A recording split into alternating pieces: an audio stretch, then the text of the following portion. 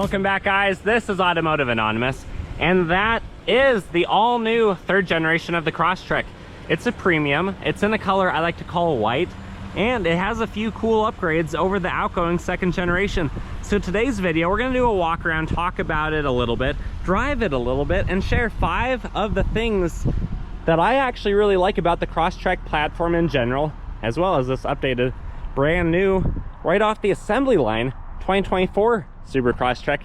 So we're going to dive right in, but I do want to say big thanks to Twin Falls Subaru for letting me borrow their car for the day.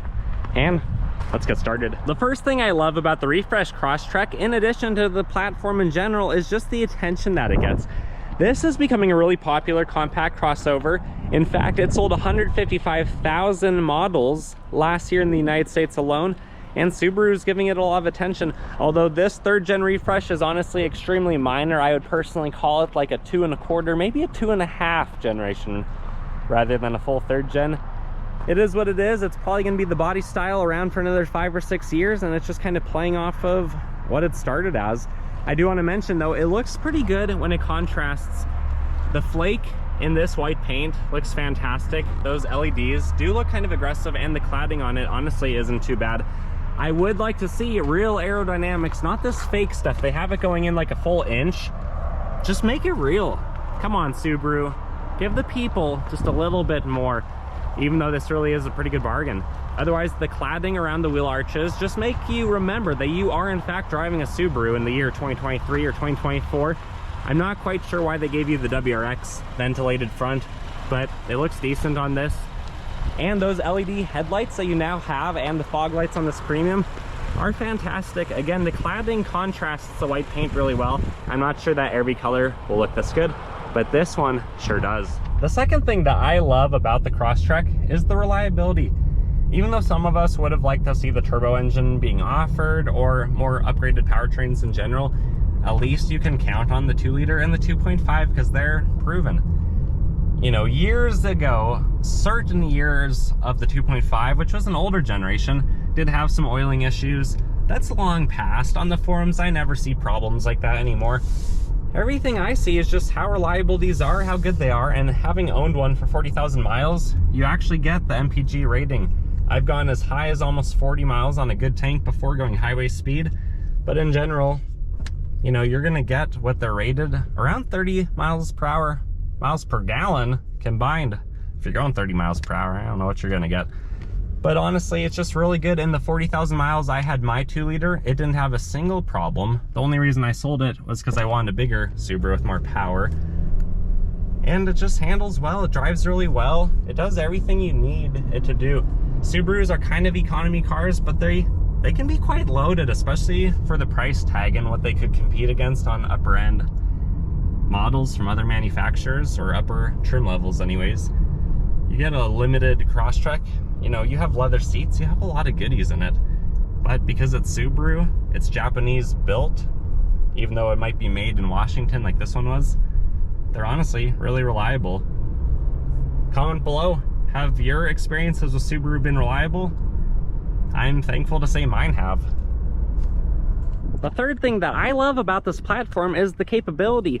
The base one has 8.7 inches of ground clearance, but if you're gonna go wilderness, you actually have about 9.2, 9.3 actually. So you get an extra 0.6 of an inch, which isn't substantial. The bigger difference is gonna be the final drive ratio, the better all-terrain tires, things like that.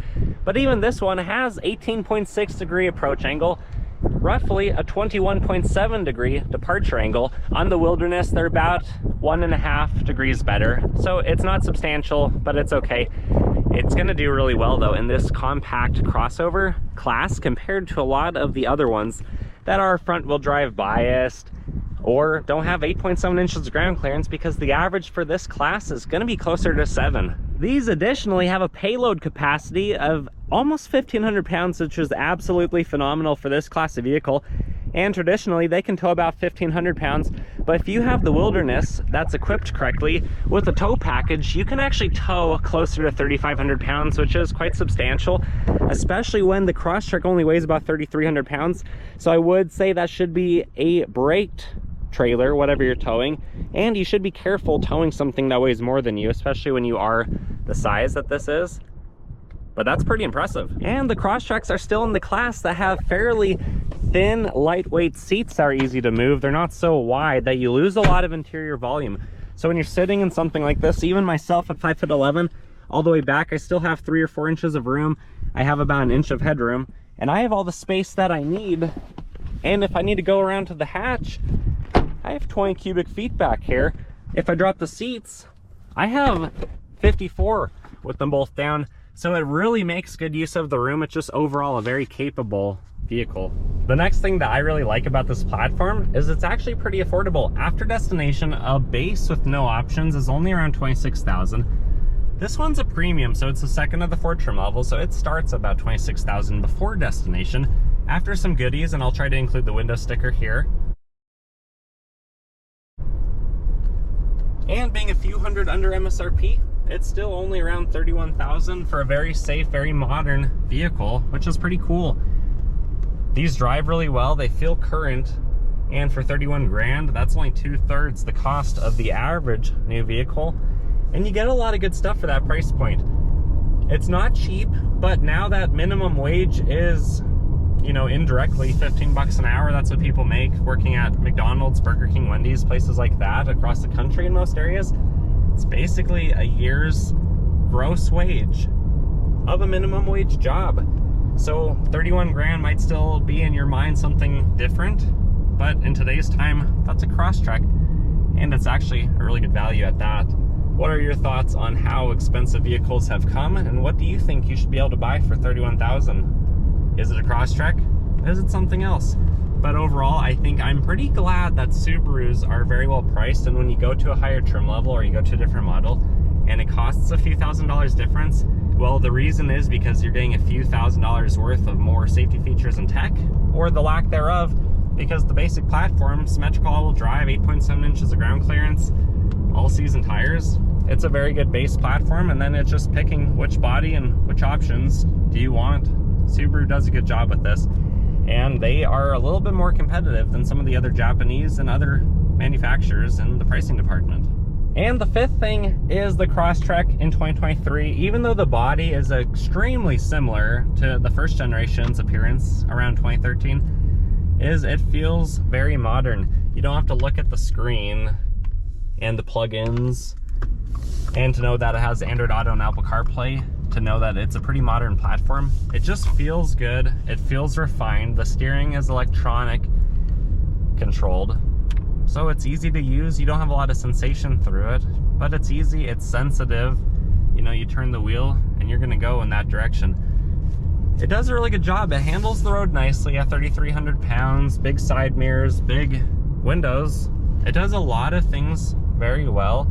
It builds confidence. It's confidence inspiring to drive it, but it just feels smooth. It doesn't feel like a dated platform. You think of some of these other vehicles that have been around for far too long without having a legit body upgrade, a legit frame or unibody design refresh. Things like the Dodge Charger that have been around since the mid-2000s, yet still in 2023 and almost 2024 are commanding the prices that they do. It's really interesting where manufacturers are going, and Subaru, they do a lot of things very similarly between their models for the global, not the global, that's a whole different animal, the global platform. But honestly, I think you guys need to drive one of these because it feels very good behind the wheel. Power, not fantastic in the 2-liter. Does it do the job though? Yeah. Is the 2.5 Boxer quite a bit better? Yeah, and I have a 0 to 60 comparison video of those, as well as all my individual review videos. But I like it. It feels really good.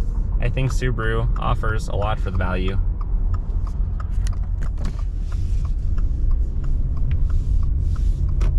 All right, guys, there's my list of 5 things that I like about the Crosstrek, and to summarize, it's the attention Subaru has given this platform. If they're gonna sell 155,000 a year, they need to keep it competitive with the competition, and they need to give you options so that they can fit different price points, different budgets, and just give you a variety of color, of trim level, of all the things. Additionally, the reliability of these are fantastic, whether it's the slightly anemic at altitude like where we are 2-liter Boxer, or it's the bigger 2.5 that's a carryover from the Forester and the Legacy and the Outback. You have some options there. It's always nice to have more than one powertrain option. They're sticking to that small, capable, compact crossover, which I do like. These are very, you know, very competitive. They're gonna smoke things like the CX-30, the CHR, the HRV, things like that in the off-road department, while handling the road extremely well. And they're affordable. This one's fairly well loaded. It still has cloth seats, but you have LED headlights, you have those eyesight cameras, you have really nice all-season tires and two-tone color wheels, you have heated seats and almost a foot diagonal screen. So for the price point in today's market, I'd say 30 grand actually gets you quite a bit when you're shopping Subaru compared to some other competitors. And keep in mind that some extremely high-end cars have option packages that are over 30 grand just for some silly options, when you could get a whole Subaru Crosstrek for that price point. And then lastly, it looks fairly modern. It actually looks a lot more like the Legacy in the front of the Outback with that cladding on the front, in my opinion. Whoop. Anyways, what are your guys' thoughts? Does it look modern? Do you agree with the price point? Do you agree with anything I said, or do you totally disregard it, disagree? I want to know. Comment below. Tell me all your thoughts, feelings. Leave your social security number and your mother's maiden name in the comment section below. Like this video if you're interested in it getting shared to more people, and subscribe if you want to see more of my stuff. Otherwise, guys, I really hope you have a fantastic rest of your day, and I'll see you on the next video.